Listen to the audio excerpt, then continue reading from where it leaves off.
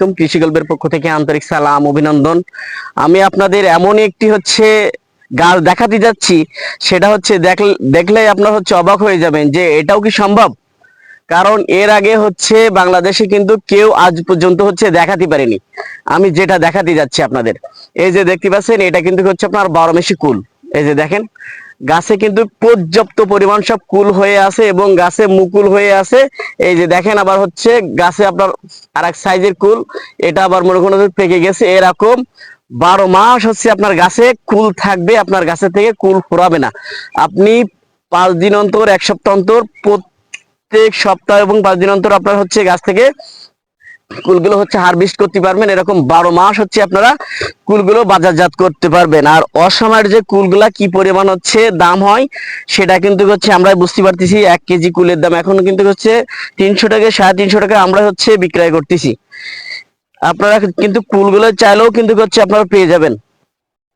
এই যে দেখতে পাচ্ছেন গাছে কি পরিমাণ কুল আছে, সেটা আপনারা দেখেন, নিজেদের চোখে আপনারা দেখেন যে আসলে কথা সত্য না মিথ্যা। আমরা কিন্তু এইগুলো এমন ভাবে করা, সেটা বাংলাদেশে আর কেউ কিন্তু এটা দেখাতে পারবে না, শুধু একমাত্র সাতক্ষীরাতে ছাড়া। মনে করুন আপনারা এই ধরনের কুল গাছগুলো আর কোথাও দেখতে পাবেন না। কারণ এটাই একমাত্র শুধু সাতক্ষীরা থেকে আপনারা আমাদের স্ক্রিনে দেওয়া নাম্বারে যোগাযোগ করলে শুধুমাত্র এই চারাগুলো আপনারা পেয়ে যাবেন। আমি চাই যে আমাদের দেশের কৃষকগুলো এরকম ধরনের বাগান করে যাতে লাভবান হতে পারে। যারা বেকার আছে, বেকার না থেকে মনে করুন এরকম ধরনের বাগান করে আপনারা স্বাবলম্বী হন। তাহলে আপনার তো বেকারত্ব দূর হচ্ছে, প্লাস আপনার ওখানে আরো কিছু মানুষের কর্মসংস্থান কিন্তু হয়ে যাচ্ছে। কারণ এমন একটা বাগান করতে গেলে অনেক শ্রমের প্রয়োজন আছে, তাই তাদেরও কর্মসংস্থান হয়ে যাচ্ছে, আপনারও বেকারত্ব দূর হয়ে যাচ্ছে। এমনকি আমাদের দেশের মানুষ যারা মনে করেন পুষ্টিকর একটা কুল, সেটা মানব দেহের জন্য খুবই গুরুত্বপূর্ণ একটি ফল, সেটা আমাদের দেশের মানুষগুলো কিন্তু মনে করেন এই ফলটা খেয়ে অনেক উপকৃত হচ্ছে। তাই এরকম ধরনের বাগান যদি আপনারা করতে চান, আমার স্ক্রিনে দেওয়া নাম্বারে যোগাযোগ করলেই আপনারা কিন্তু বাংলাদেশের 64টা জেলায় আপনারা চারাগুলো সংগ্রহ করতে পারবেন। তাই যার যেভাবে প্রয়োজন আপনারা কিন্তু রোপণ করতে পারবেন। এগুলো কিন্তু বাসার ছাদেও আপনারা রোপণ করতে পারেন। যারা শহরতলিতে বসবাস করেন তারাও কিন্তু বাসার ছাদেও রোপণ করতে পারবেন, এমনকি নিচেও রোপণ করতে পারবেন। এটা কিন্তু সব জায়গাতে রোপণ করা সম্ভব। এই কুল গাছগুলো। তাই আমি বলবো যে আমাদের দেশে যারা অনেকেই কিন্তু বেকার আছে, চাকরি বাকরি পাচ্ছে না, নিচ্ছেন আপনারা কিন্তু প্রতারিত হচ্ছেন। কারণ সাতক্ষীরা ব্যতীত কিন্তু এছাড়া কোথাও আপনারা পাবেন না।